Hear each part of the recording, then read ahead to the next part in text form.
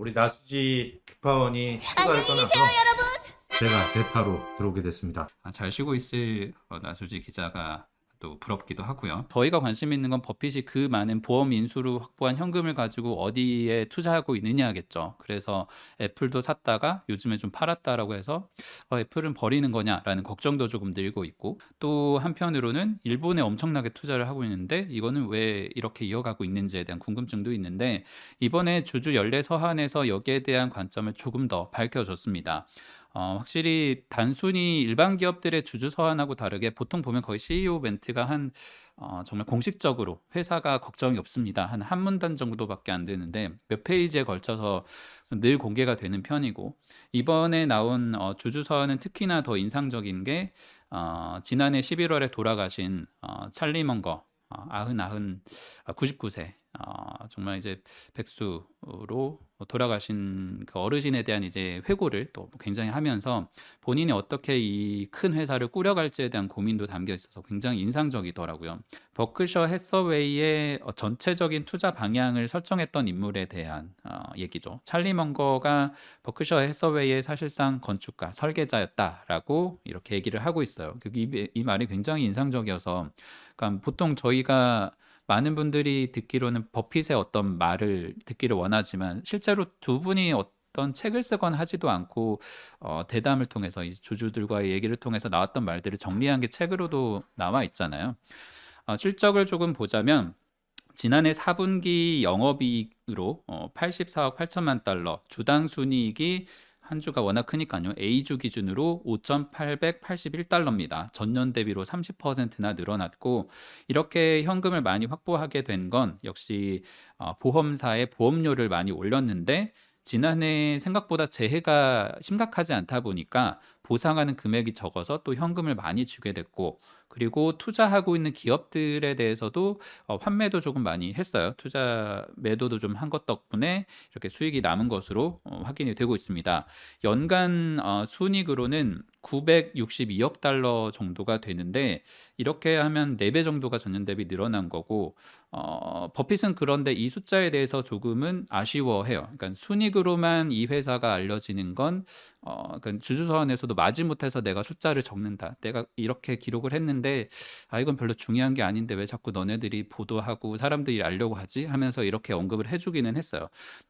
그래서 그것보다 더 본인이 생각하기에 만약 조금 더 의미 있게 얘기를 하자고 한다면 영업이익을 봐라, 그래서 그게 373억 달러고 전년 대비 17% 늘어난 데이터다 해서 주로 보시면 영업이익 데이터로 이렇게 확인을 하면 될 것 같습니다. 순이익으로 보면 뭐 튼튼하니까 뭐 그런 정도의 순이익이 있는 상태에서 세부 사업별로 이익이 얼마나 늘었는지 따져보고 봐라, 그만큼 우리가 잘했으니까 그것도 따져봐라, 이런 논조겠죠.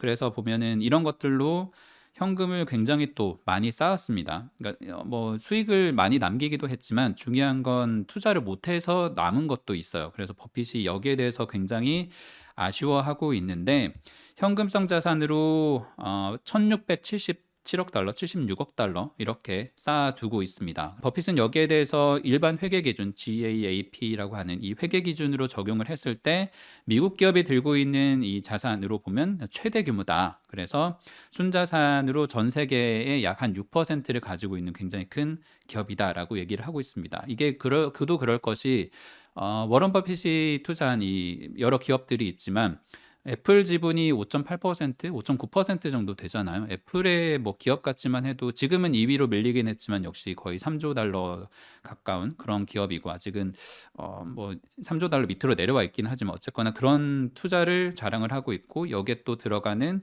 다른 에너지 기업들에 대한 관심들도 굉장히 많이 표명하면서 늘려왔기 때문에 이런 것들이 여기에 영향을 주고 있는 것 같아요. 그래서 쌓일 대로 쌓인 순자산인데 걱정은 이렇게 너무 많이 현금을 들고 있는 건 한편으로는 좋지는 않은 거죠. 그래서 뭔가 투자도 좀 위험 관리도 좀 해가면서 해야 되는데 이번 주주서한에서 포인트는 버핏도 그 답을 못 찾은 거예요. 그래서 굉장히 아쉬워하는 포인트들이 담겨 있습니다. 현금이 너무 많은데 무슨 걱정입니까?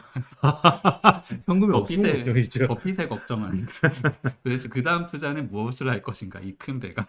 근데 워낙 세계에 돈들이 많고 그곳에 다 투자를 했기 때문에 옛날 같이 지금은 버핏이 어떻게 투자하는지 다 알잖아요. 근데 정말 버킷을 잘 찾아내죠. 일본 같은 경우에 정말 다들 신경 안 쓰고 있을 때 갑자기 찾아냈잖아요. 네. 그런 것들을 찾아내기는 근데 쉽지는 않은 것 같아요. 그래서 돈을 많이 갖고 네. 있는 게 아닌가 싶습니다.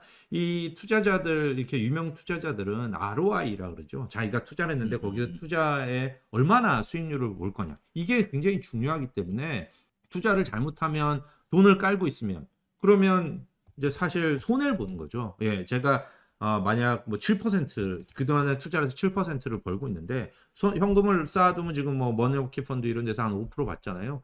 지금은 높아서 5%인데 만약에 이게 더 내려가서 뭐 3%가 되고 이러면 돈을 그냥 쌓아놓기는 굉장히 어렵죠. 그 돈을 결국은 투자해서 제 전반적인 ROI에 맞출 수 있는 그런 기회를 찾으러 다니는 건데 그래서 에너지주 같은 데 많이 투자했고요. 일본 같은 걸 네. 찾아냈고 계속해서 그런 걸 찾겠죠. 버핏의 저도 연례 서한을 좀 읽어봤는데 전반적으로 다 뭐 역시 버핏은 이렇게 생각을 하는구나라는 걸 확인시켜주는 내용이었고요. 좀 세부 사업들로도 좀 쪼개볼 수 있는데 어디서 많이 벌었나? 뭐 도대체 뭘 하길래?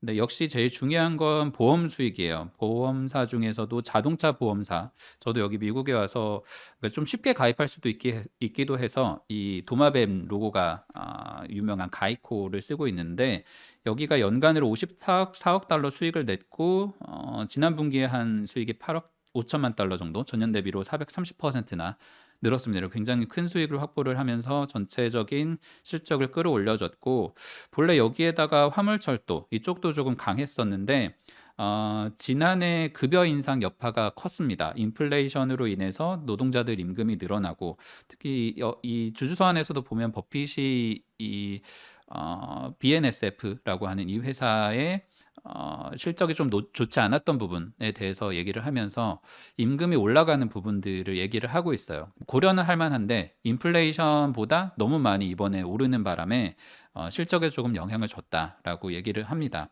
올해도 지난주까지도 거의 16% 정도가 올랐던 것 같은데 연초 대비로는 17.2%가 올랐고요. 지난해 1년간 39%가 올랐습니다. 거기서 하나 좀 짜증이 났던 게 하나 있어요. 짜증이 나겠네. 짜증이 날 게 있습니다. 뭐냐? 보험 비즈니스로 그렇게 돈을 많이 가입으로 돈을 많이 벌었잖아요. 근데 진짜 아니 보험료가 진짜 미쳤어요. 너무 많이 올라갔고. 아니 저는 그래서 이게 뭐 나오는 걸로는 차량 가격이 올라서 혹은 차량이 전기차로 되면서 복잡해지면서 차 사고가 났을 때 대당 단가가 비싸져서 이래서 이제 보험료가 오른다 하고 이해를 하고 있었는데 이걸 보니까 거기에다 마크업을 더 붙였어요.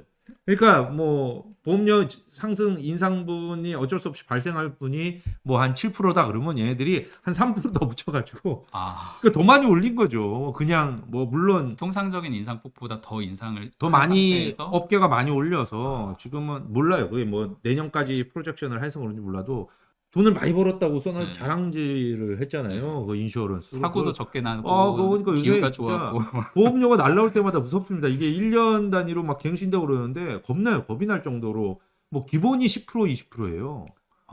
제가 재밌는 기사를 작년이 아니죠. 한 달쯤 된 것 같아요. 기사를 하나 본 적이 있는데 월셔널에서 기사인데 네. 미국은 이제 집보험이 되게 중요하거든요. 이 집이 큰 자산이고 대부분 나무로 지었기 때문에 이 불에 굉장히 약합니다. 지진, 뭐 태풍, 뭐 토네이도 별게 다 있죠. 뭐 캘리포니아의 홍수, 산사태, 산불 뭐 별게 다 있어요. 그걸 이제 미국은 선진국이다 보니까 보험 비즈니스가 굉장히 발달했고 보험으로 이제 그런 것들을 다 커버를 하죠. 커버를 하는데 이제 집보험이 굉장히 큰 시장이거든요.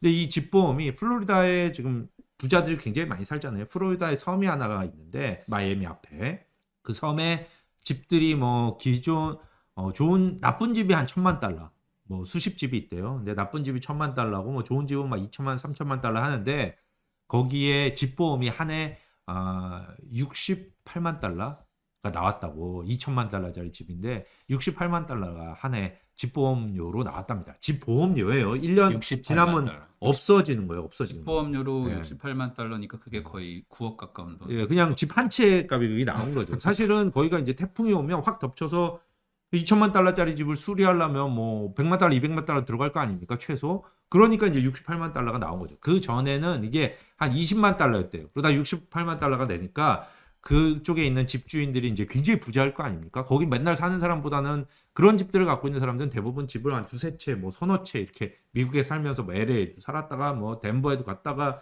뉴욕에도 하나 있고 매하이엠에 살다가 뭐 이런 사람들인데 이걸 이제 68만 불은 그 사람들도 아까웠던 것 같아요. 그래서 일부 집주인들은 모기지를 갚아버린다. 이러더라고요. 그러니까 모기지를 갚아버린다는 얘기는 모기지를 받으면 은행에서 이 집의 대부분이 은행 재산 아닙니까? 돈을 빌려서 그걸 산 거고 그 집이 망가지면 은행이 손해를 보기 때문에 은행이 집보험을 반드시 요구를 하거든요. 그러니까 집보험을 안 들고 에라 모르겠어 한 다음에 은행이 막 난리치니까 그러면 나 그냥 모기지 갚아버릴래. 이런 사람들이 있다는 그런 기사를 보고 와 놀랬습니다. 그 보험료에다가 더 붙여갖고 이익을 많이 내서 벅셔 회사가 기뻤다는 거. 그게 조금 짜증. 굉장히 화가 많이 났다. 그 돈을 내가 내고 있구나라는 생각이 들었어요. 물론 저는 가이코 고객은 아닙니다만. 전 가이코인데 굉장히 많이 네. 갔는데.